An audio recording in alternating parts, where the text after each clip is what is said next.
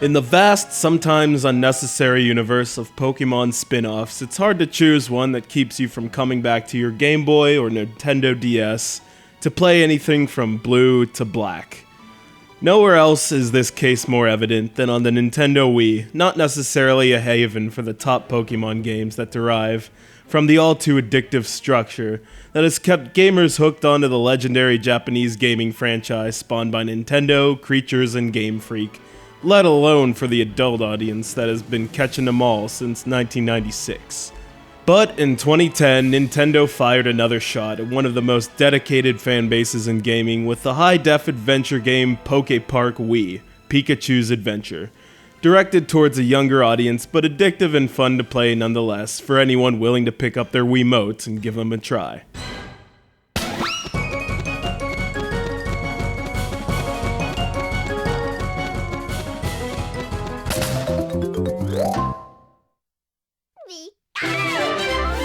In the lush and illustrious PokePark, you control Pikachu as he learns that it's not what you know, it's who you know in the Pokemon universe. The enigmatic first-generation Pokemon Myuu has paid Pikachu and good buddies Chikorita, Charmander, and Piplup a visit to tell them some bad news about the pieces of the Sky Prism that keeps Myuu's home afloat in the heavens.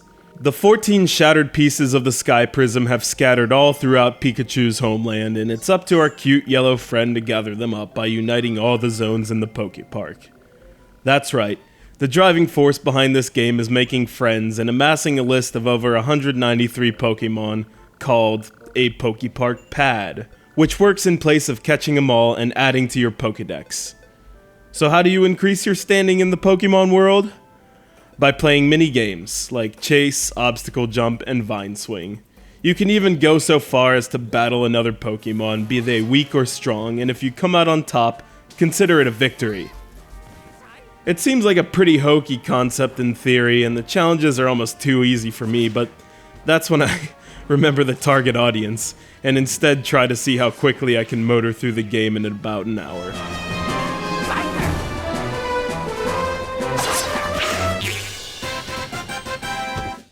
Although this is a derivative from the original Pokemon structure, there are undoubtedly elements in this game that are borrowed from it. You control Pikachu throughout most of the game, starting with a few base moves, Dash, Thunder Shock, and a jump ability. You can find berries, which are used as a form of currency, scattered around the levels, and even receive them as gifts from newly acquired friends.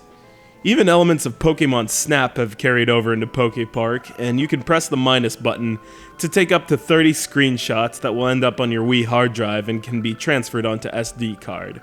The duration of this game is surprisingly long, as there are 8 zones for you to explore and amass your PokePark Pad quantity, and is probably PokePark's greatest asset that keeps you hooked onto your Wiimote, like the Pokemon connoisseur you are. Even though I haven't played Pokemon seriously since Yellow, I found a lot of good in this pocket monster adventure that, although may be intended for the youngsters, will find a place in the hearts of those that played Pokemon in dot matrix with stereo sound.